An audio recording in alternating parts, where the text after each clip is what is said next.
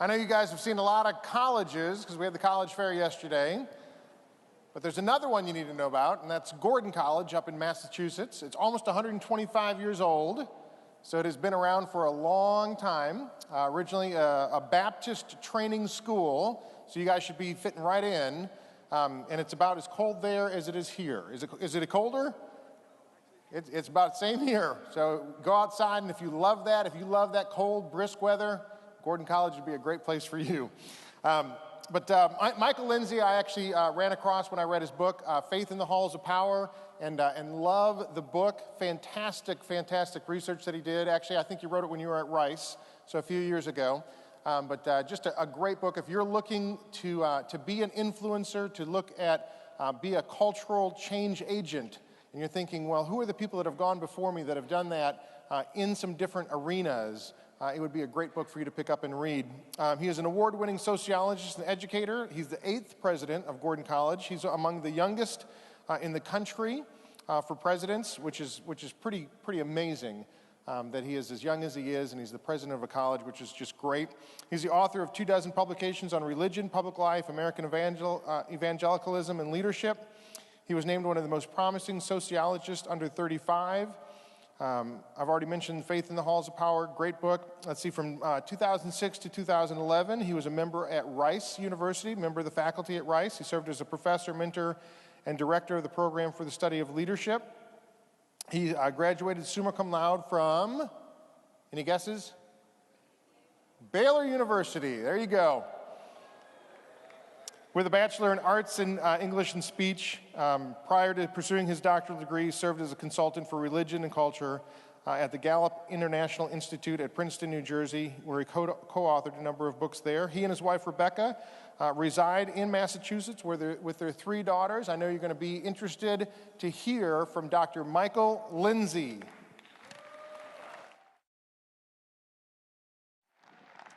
So good morning. Good morning. It's great to be here. Thank you very much for having me. This morning, I want to talk to you about how a liberal arts education can help us pursue truth. How is it that liberal arts can help us move in that direction? Now, you're probably thinking, why has he chosen to talk about this particular issue? What's going on? Well, it's because fundamentally, I think that if you're wanting to try and get at what John 1 describes as grace and truth of Jesus Christ, you have to be able to have that broad perspective. There are 3 big decisions that each of us make over the course of our life. Fundamentally, if you have to get anything right, you want to get these 3 decisions right. 1, you want to know about your master. Who is it that's master over your whole life? 2, who's going to be your mate? Who's going to be the person that will be with you for the rest of your life? And who will be those friends who are part of your community, your circle of friends? And 3, what is your mission in life? There's a wonderful theologian named Karl Barth, and he has this notion that each of us have been given a vocation in our life. But it's not just one particular vocation. Instead, he says, our Christian vocation is like a journey to new harbors. You go from one thing to the next. Right now, you're here at PCA, you're being part of this community, but God's going to move you to a next step. And so it's important to think about, as you make that journey to the next harbor, what is it that he's calling you to do? This morning, I want to try and paint a picture of why I think having a liberal arts approach to life and to leadership is the best way to make a difference in the world. So one of the things that I want to look at is those decisions you'll be making over the next 5-6 years. We really hope that over the course of your education, you'll be able to grow into the person that God has made you to be. Each of us have different opportunities, different skills, different backgrounds, and you want to be able to maximize those to be able to use them for God's glory. We want to make sure that you develop to have intellectual maturity and Christian character, but also that you prepare for a lifetime of service and of leadership. One of the most important things you can do at this point in your life to shape the rest of your perspective on those big questions of master, mate, and mission is the lens by which you view the world. That's what a biblical worldview is about. It's how we go about understanding those around us. And I have found that having a wider perspective is very important. So one of the things that a liberal arts perspective can allow you to do is to make connections. So the liberal arts, it goes back to the Greeks and Romans. It was Augustine, St. Augustine, who helped the liberal arts become part of the Christian tradition. And today we think about the liberal arts when we think about major areas of study, academic pursuits like biology or philosophy or music or English. There's a whole range of different disciplines. Fundamentally, in the Middle Ages, there were about 7 big areas that constituted the liberal arts. So they can help shape how you look at big decisions in your life. Every day, you and I make significant decisions, and we want to try and figure out how is it that it takes shape.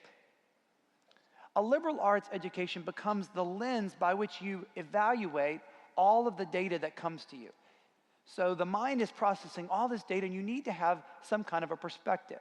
A biblical worldview that's shaped by the liberal arts, I think, is the best way in which Christ followers can be responsible stewards of the opportunities that are given to us. And this is not insignificant. Let me just pause for a second and remind us that the folks that are sitting in this room this morning represent the top 1% of the world's population. Whether you like it or not, you are the elite of the elite. You have more resources, you have more schooling, you have more access to opportunities than virtually anybody else who is alive today. And if we compare that in a historical context, this is among the most talented group of committed Christians the world's ever seen.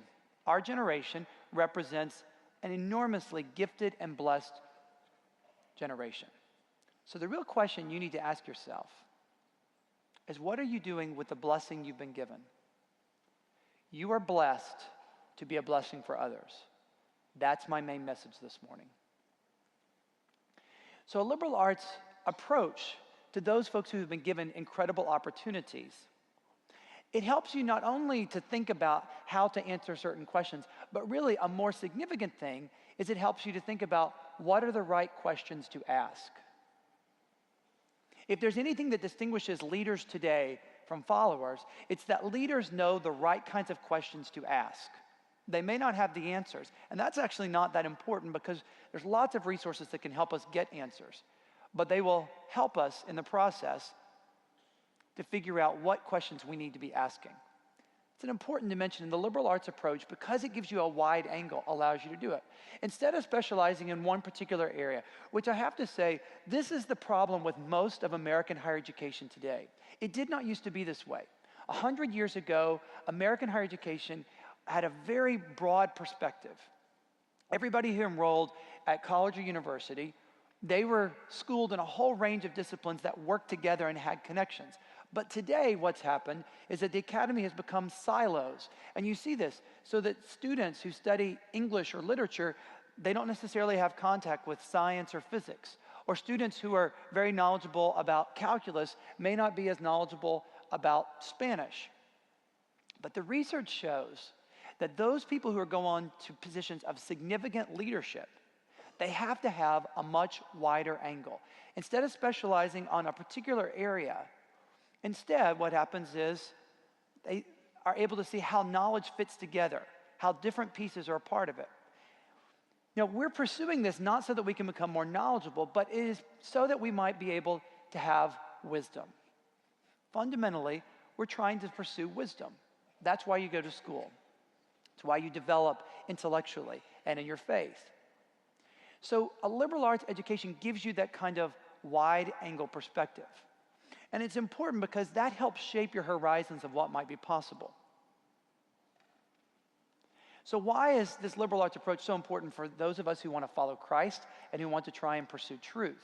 What is it that makes a real difference? Well, in Luke chapter 2, Jesus is described as somebody who grows in wisdom, in stature, with favor with both God and man. And so there's a sense that throughout the gospel, there's a command that we ought to develop our whole selves, that we are here to try and honor God with all of our lives. A liberal arts approach to life allows you to do it. It doesn't actually matter what you study, it's really your approach to how you go about knowledge. So developing the whole person. It also allows you to be able to connect with other people. Here's an interesting thing. So I spent a lot of time interviewing leaders, people in various positions of, successful positions of responsibility in our culture. One of the most important things that I learned is that it doesn't matter what you know, and it really doesn't matter who you know.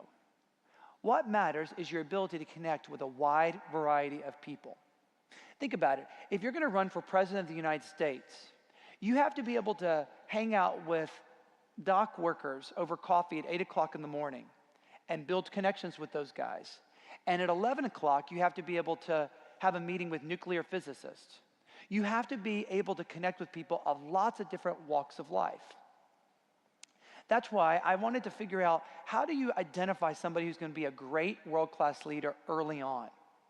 My research concluded that there is one thing you can pay attention to more than anything else, more than when they went to school, more than the activities that they did. There was one thing that was a great indicator of somebody's likelihood of becoming a world-class leader. It's actually pretty easy. It's how good are they at making conversation with lots of different people.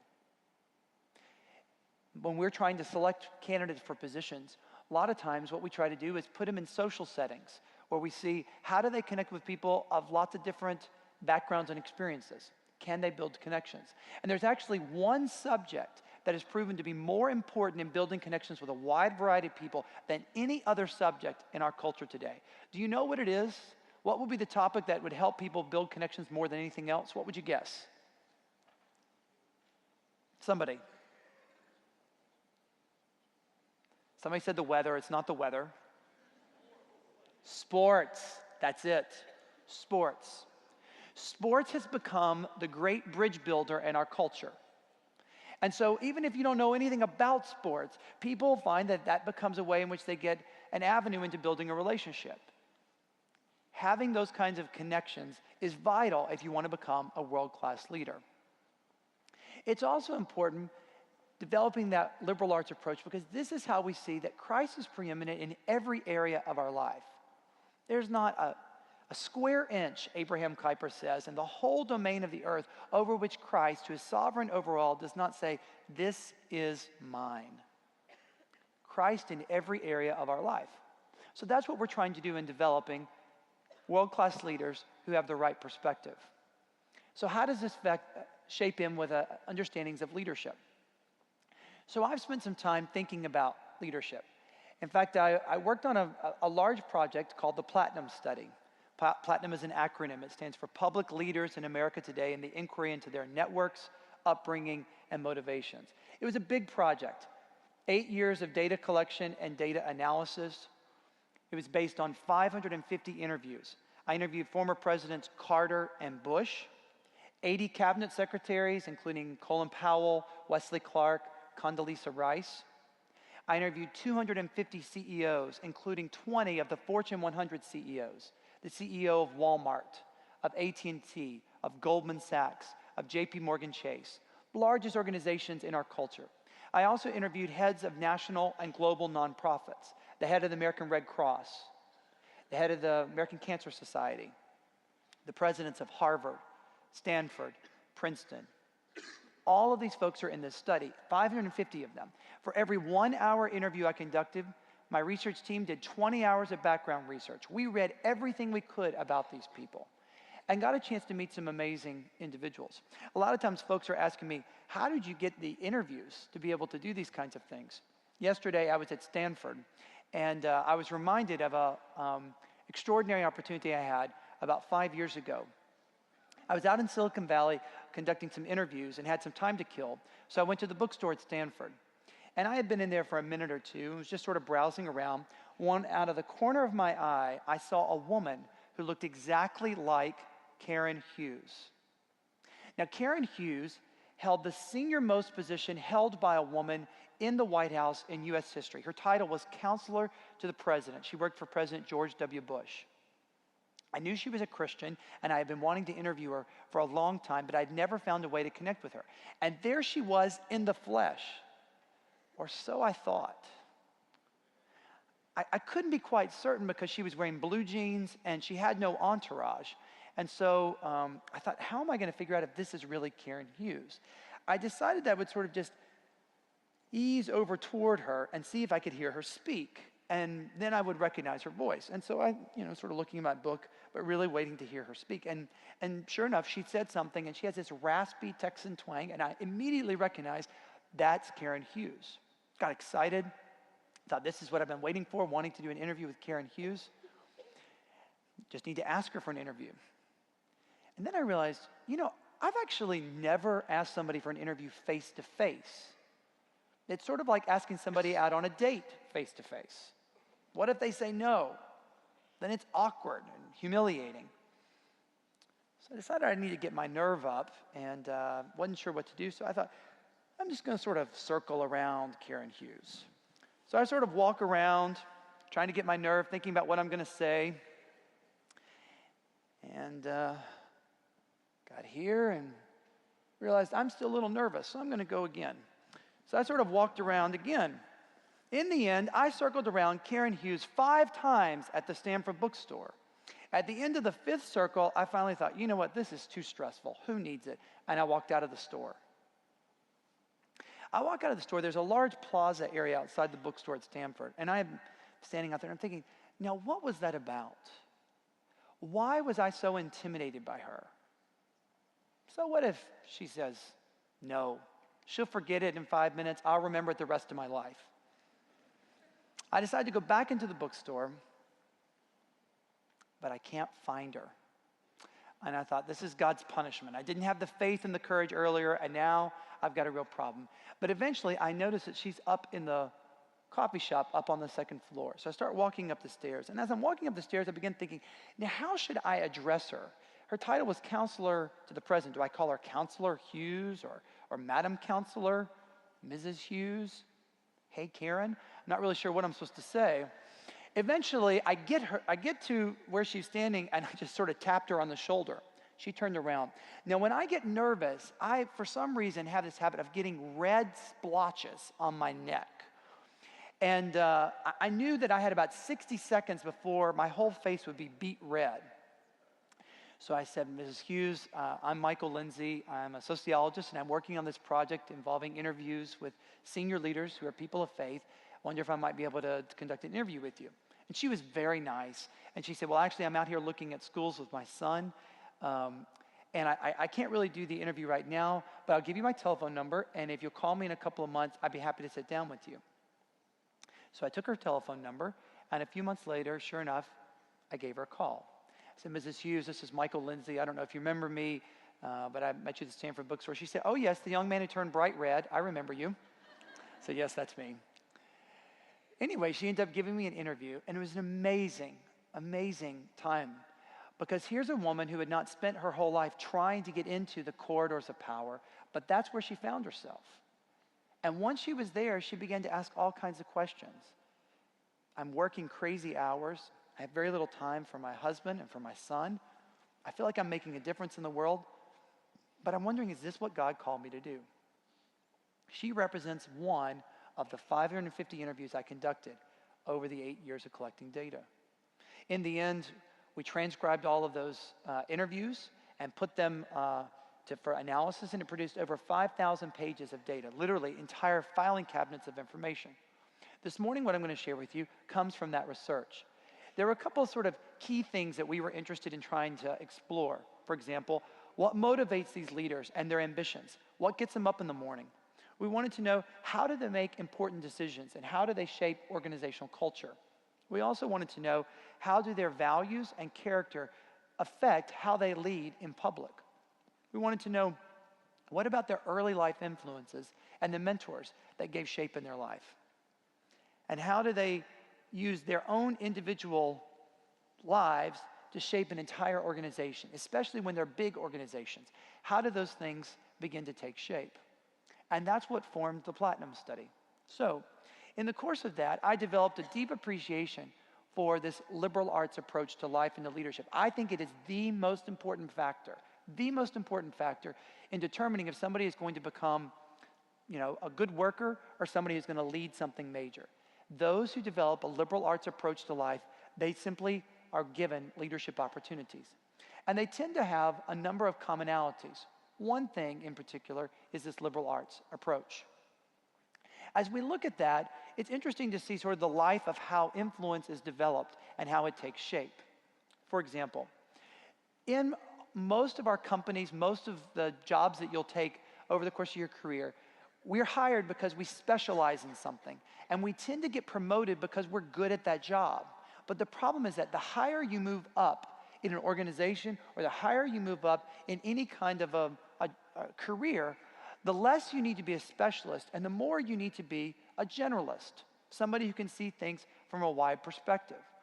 And so when that's taking shape, it's important that you develop that generalist perspective very early on in life, at the very age that you are right now. What I found is those people who go on and lead a life of leadership cultivated this liberal arts approach while they were in high school. So if you aspire to be in a position of responsibility, if you want the Lord to use you in a significant way, you need to be thinking about how to develop that broad approach. One person who I interviewed is a guy named John Mendelsohn. John was an undergraduate at Harvard, and he decided that he wanted to major or concentrate, as they call it at Harvard, in biology. He went to the department to see if he could get a research internship over the summer, but he was sort of late in the process. The departmental secretary said, you know what, all of the internships have been given up. We don't have any more available for you. He went back and thought, that's disappointing. I was really wanting to work with somebody. But then he had the idea, maybe I could go back and see if they've hired anybody. So a month later, he went back. First lesson that all of us should learn, persistence pays off. He goes back to see the secretary. She said, actually, yeah, there is a guy who we've hired. He's a new assistant professor, but I hear he's pretty impressive. If you'd like to work with him, he might be willing to take you on. Sure enough, that faculty member was willing to take him on as a research assistant in his very first summer at Harvard.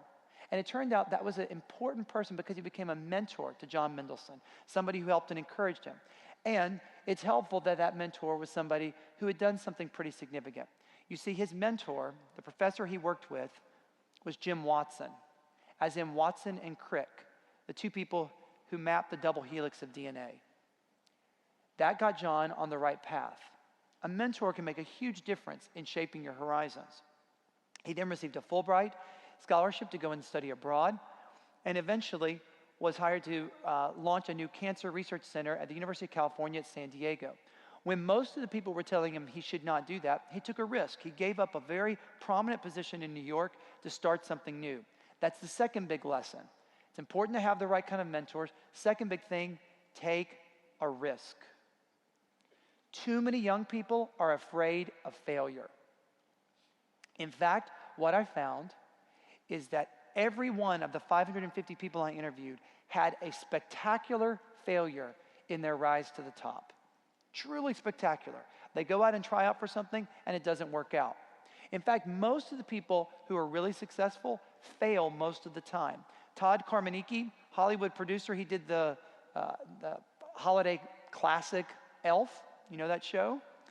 He was executive producer of Elf. Todd Carmanicki's been one of the most successful Christians in Hollywood, and he describes it, 90% of my life is failure, even to this day. Just because you have one hit doesn't mean that you'll have the next one. But if you want to be somebody who's really going to make a difference, you have to try out for things. And if you have to try out for things, it means you're invariably going to fail. That's also what happened with John Mendelsohn. Along the way, there were lots of times when he took a risk. So he gave up a tenured position at Cornell and Columbia in order to be able to go out to UC San Diego. It ended up being really significant because he was quite successful there. He then was hired to be the number 2 person at Memorial Sloan Kettering in New York. And then he was hired to become the CEO of MD Anderson Cancer Center, the world's leading cancer research center. And it all began as a 19-year-old wanting to do summer research. Most of the people who I interviewed started with something that seems relatively small, and in God's providence, it turns into something truly extraordinary. The liberal arts approach to life and to leadership allows you to go from a narrow perspective as a specialist into a broader perspective as a generalist. Here's one bit of advice that I give to you when you're looking for colleges. It's really important that you go to a school where you'll be able to do more than one thing. I say this to my friends who are varsity athletes. It's very difficult in some programs to do something other than your sport. But the research shows you need to be able to develop a wide spectrum of talents and aptitudes, not just be great at your sport.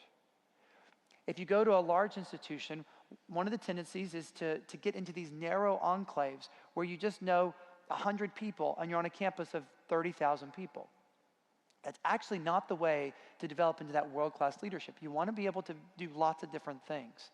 So go to a school where you're going to have a chance to do lots of different things, where you'll be able to be in an ensemble, where you'll be able to be in student government, where you have an opportunity to play intramurals or perhaps varsity athletics.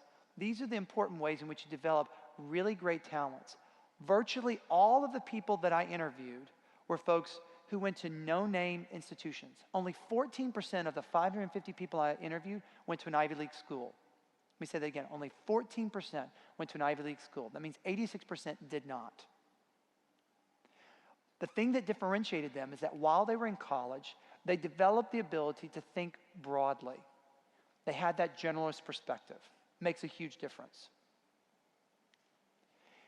It's also important because when you go to lead an enterprise, you're going to be able to have to deal with lots of different people. When you're CEO, you have to deal with investors, executives, middle managers, with workers. You have to be able to have all those kinds of connections. And you need to be able to be talented in lots of different ways. One of the most impressive people I interviewed was Condoleezza Rice. She's an extraordinary woman, but she's also somebody who represents the different things that I've said here. When Condoleezza Rice was in high school, if you had asked her, what are you going to do with your life? She said, I'm going to become a concert pianist. She had spent her entire life crafting and perfecting her ability as a musician. She competed in the Van Cliburn competition in Fort Worth and went there. She had worked on a particular piece for a year. And she said, I had a wake-up call that year. I went and I've been working and developing this particular piece of music. And I learned that a student entered into the competition about a month ago and decided to pick up a new piece, actually the very piece that I had practiced. I practiced that piece for a year. That student practiced it for a month. And she was much better. Condoleezza Rice said, I had a wake-up call. I realized I had been spending my entire life thinking I'm going to do this one thing, and I realized that's actually not my vocation. That's not what God's made me to do. She ended up going to the University of Denver, graduated from high school early, and she went to go study political science. She took a class with a man named Professor Korbel. He was an expert on Russia and the Soviet Union. And she developed a love and a passion for the Soviet Union based upon his teaching. You see, when you go to take classes in college, don't sign up because you're interested in the class. Sign up because you're interested in the professor. You learn material from a person, not from a textbook. So it's important to think about who's going to be teaching you. While she was there, she developed a deep love for the Soviet Union, became an expert on Soviet studies, ended up becoming a tenured professor at Stanford University, where she eventually served as provost at age 37, became National Security Advisor to President George W. Bush, and was our Secretary of State. But she had a liberal arts approach to life. She loves NFL football, doesn't miss a game, and she also loves to play the piano. What she's doing here, playing with Yo-Yo Ma. One of the amazing things is that the people who I interviewed developed talents and abilities in lots of different areas. If you aspire to try and honor God with all of your life, make sure that you're focusing on lots of different areas. That's the liberal arts approach that makes a real difference. It's also important when you go to lead an enterprise. This is Derek Bach. Derek Bach served as the president of Harvard for a number of years. And one of the things that he learned is that if you're going to be the president of an enterprise that has 13 different colleges, whether it's Harvard Business School, the medical school, the law school, the divinity school, Harvard College, the Graduate Arts and Sciences, the design school, or all of the Kennedy School, all of the different enterprises within Harvard. You have to be able to see things much more widely. If you're looking for one practical bit of advice, get a subscription to a regular news magazine. I'd encourage you to choose something like The Economist. It's published in the UK. It has a different perspective than what we get in American media, but it'll open you up to a whole new world. In fact, I used to do training for students who wanted to be Rhodes Scholars. And the first thing we did is we got them a subscription to The Economist, because being current on world affairs and being able to understand in lots of different perspectives, that makes a real difference. Derek Bach personified that at Harvard, and it's true of all the 550 people that I interviewed. One of the things that it's important when you're going off to college is that you don't just focus on academics, but you also maximize all the opportunities that you have. So one of the greatest things that you can do is study abroad. At Gordon, 80% of our students will spend a season abroad while they're there. 40% of our students study abroad for a semester or for a full year. It changed my life. I studied at Oxford. It's an amazing experience. Not so much because of what you're going to learn, but because of the experiences that you'll have. So it's important to be able to develop that. It's also important for summer internships and work experiences. If you're looking for how do you make a difference in your college application process, how can you differentiate yourself from other people? Very simple, straightforward advice. Think strategically about your summers. What are you doing over the summer months? Try and work hard, even if it involves that you have to volunteer. Trying hard to get internship opportunities where you can get a chance to see what a large enterprise looks like. This past summer, we sent 17 of our students to do global internships. We had students in Hong Kong, in Beijing, Rio de Janeiro, London, and across the US. It's changing their lives. That's because that's part of that liberal arts approach to life and to leadership. We really believe that cultivating talent in the arts and athletics is really important. And in fact, that's what I found. About a quarter of the people I interviewed were actively involved in athletics over the course of their college career. Not all of them were varsity athletes. Many of them did intramurals, but it comes a way in which they build connections with different people. One person who used that to a very significant advantage is this guy, Kevin Plank. Kevin was a football player at the University of Maryland. He's a relatively small guy, but very tough, and many of his teammates were being recruited for the NFL. He realized that there was a problem because oftentimes at the two-a-days that they would have in August, it was ridiculous because people would literally add about 5 to 7 pounds of weight that they were carrying around because of the sweat in their t-shirts and their undergarments. Things were just really, really heavy on them. And if you wanted to try and increase your performance, you needed to figure out a way to take that weight off so that you could be more nimble underneath the football pads. When he graduated, he thought there's got to be a way in which you could design something, a t-shirt that would wick away moisture, that would keep you cool, but that would also allow you to perform at a higher level. He started pursuing lots of different paths, but like every entrepreneur, he failed in many of those. He said, it got so bad that I was sleeping on my grandmother's couch. I had no way to pay for rent, so she let me crash there for a few months. He took his last $200 and invested in 7 different fibers to see if one of these would actually produce the results he was hoping for. He was working with a group of engineers, trying to see, could we design a fabric that would somehow take the moisture and breathe it out, convert it in such a way so that it wouldn't weigh on the material and hold people down. As you might have guessed, he ended up being successful, and he started Under Armour. That's Kevin Plank. And it all started because he was an athlete trying to figure out how could he perform better. Lynn Elsenhans is the first woman to hold the CEO position of an oil and gas company in the world. Extraordinary woman. She did her undergraduate at Rice University, played basketball, and had a lot of talent. One of the things that Lynn found is that by building connections with other people through sports, she was able to help break down barriers. She was the first woman executive at Texaco. It was so interesting because she said the first day she walked into the executive dining room at Texaco, the room fell silent. They'd never had a woman in the executive dining room. And she said, I felt really pressured, didn't know everybody was watching me, and there was a lot of tension in the room. So she said, I sat down and I turned next to the guy beside me and I said, what'd you think of the game last night? And she said, instantly, the pressure fell.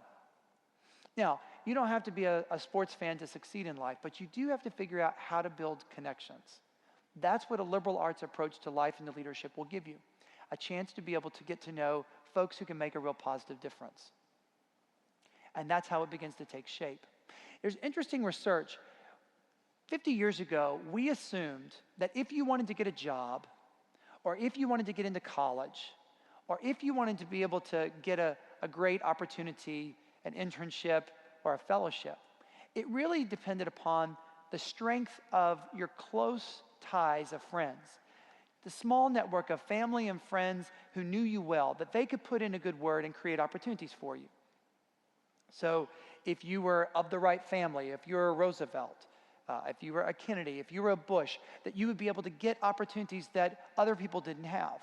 And most of the research sort of assumed that strong relational ties that you have with your small network of friends actually is what gave you opportunities. Then there was a guy named Mark Granovetter, a social scientist, who said, actually, how do people get jobs? Do they tend to get jobs because a college roommate or their best friend recommended them for something? In fact, what he found is that it's not strong ties who make a difference, but weak relational ties. In other words, it's a friend of a friend who creates an opportunity for you. My first job out of college, I got that job because a friend of the guy who ended up becoming my brother-in-law was working at a company here in Dallas, and he knew that there was an opening. I didn't know this guy all that well, but I was able to apply for the position, and I got the job. What you're going to find is that the way in which you create opportunity for yourself is not through the strong relational ties that you have, but actually through a wide network of acquaintances. People you go to school with, people you go to church with, and staying in contact. One of the best things you can do is to have a wide network through things like Facebook. It actually helps a lot in building relationships. In fact, President George H.W. Bush, he began his political career through his Christmas card mailing list. That's how it worked.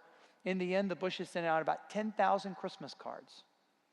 That's how they built a wide relational network that became the platform through which he built his run for the presidency. Research has suggested that it's about strong ties.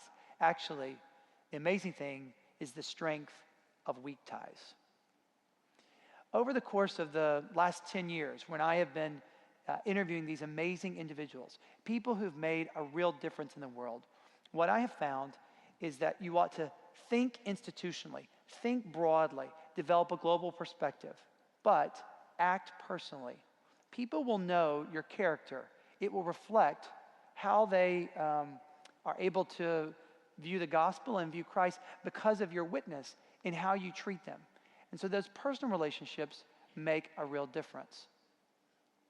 The key question is that you've been blessed to be a blessing. This is the 1% crowd.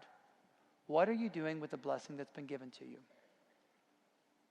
Over the course of my transition from Houston to Boston, I got a chance to meet some amazing people, extraordinary individuals. And I love serving as the president of Gordon College. I very much hope that you'll check out Gordon, my colleague. He'll be in the lobby if you haven't picked up information. We'd love for you to learn a little bit more about what the Lord's doing in our midst. But I've learned about leadership by seeing it up close. We believe that leadership is as much caught as it is taught. And so we try to think about how can we cultivate that among the young people that are on our campus. I spent 2 years studying the White House Fellows Program. It's the most selective program in the country. It's more selective than the Rhodes Scholarship. Started by President Johnson in 1965. It's a program for folks who are in their 20s and 30s who are making a really successful career. They give up their position for 1 year, move to Washington, and go work for a cabinet secretary. In the process of that, it makes a real difference.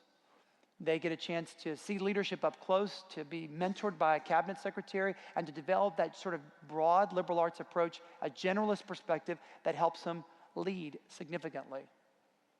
In fact, what we found is that 32% of former White House fellows go on to be a Fortune 1000 CEO or hold a similar position of leadership in their field of law, academia, education, nonprofit, science, technology, or other areas.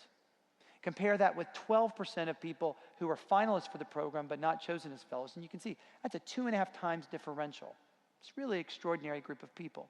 I got a chance to meet these folks.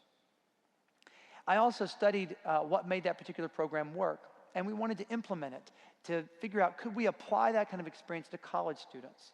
And so we did. It's called the Gordon Presidential Fellowship.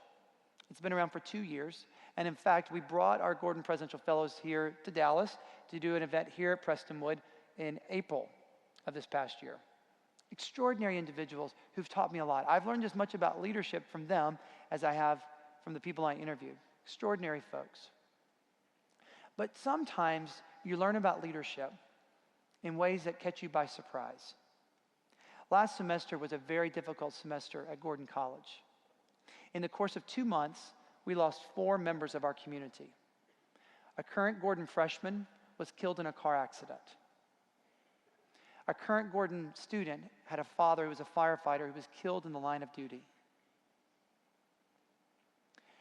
A current Gordon faculty member had a daughter who died suddenly. And a faculty member died of a heart attack while mentoring a student about where he might go after graduation.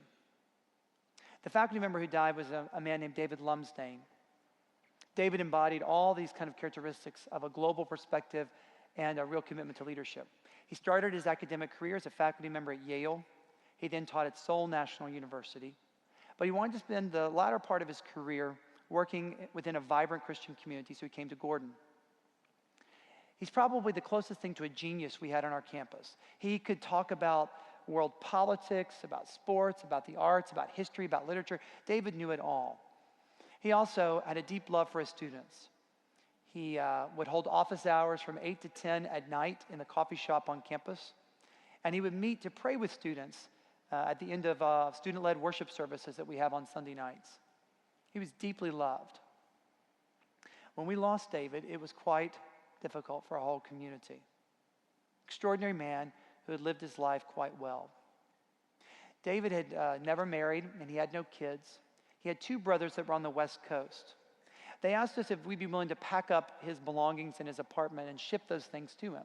So a couple of my colleagues went in to try and do that. When they did, they went in and they went to his home office and they started packing things up, and they noticed that there was this large box of manila file folders with students' names written on the labels. At first, they thought that these must be graded papers that he had kept in some kind of organized fashion. But then that didn't seem to make sense when they looked at it, because this was a lot more than just the students he taught. That maybe it was his advisees over the year. But actually, no, it looked like it was file folders for all current seniors. They began opening the file folders and saw little scraps of paper where people had written notes. My mom is battling cancer. My little brother is struggling with depression. I don't know where I'm going to go after I graduate. As they went through these folders, they realized these were not graded papers. These were prayer requests. And David had kept prayer folders, not just of the students that he was teaching, but of every member of the graduating class. It's extraordinary to me that we never even knew this about David until after he was gone. A leader's impact is oftentimes most powerfully felt even after they have stepped away. A lifetime of leadership is one that is committed to a life of prayer. I like to say that at Gordon, we don't just know students by names, but we pray for them by name. David modeled that for me. And in so doing, he embraced that liberal arts approach to life and to leadership. He made a real difference in the world, shaping my horizons and inspiring me to try and pursue truth and grace in the Spirit of Christ. Let's pray. Father, we thank you very much for how you have used other people in our lives to inspire and encourage us. We pray very much that our lives would be yielded to you. I pray for my friends who are here as they face decisions about college or next steps. I pray that you would lead them, that they might honor you. I pray that also we could be faithful witnesses to the grace and truth of Jesus Christ, and that as we try and use our mind, our faith, our lives to honor you, you would be honored, Lord. We pray that you would do something extraordinary in our lives so that others might come to know you in a more full way. We commit this to you now. This we pray in Christ's name. Amen.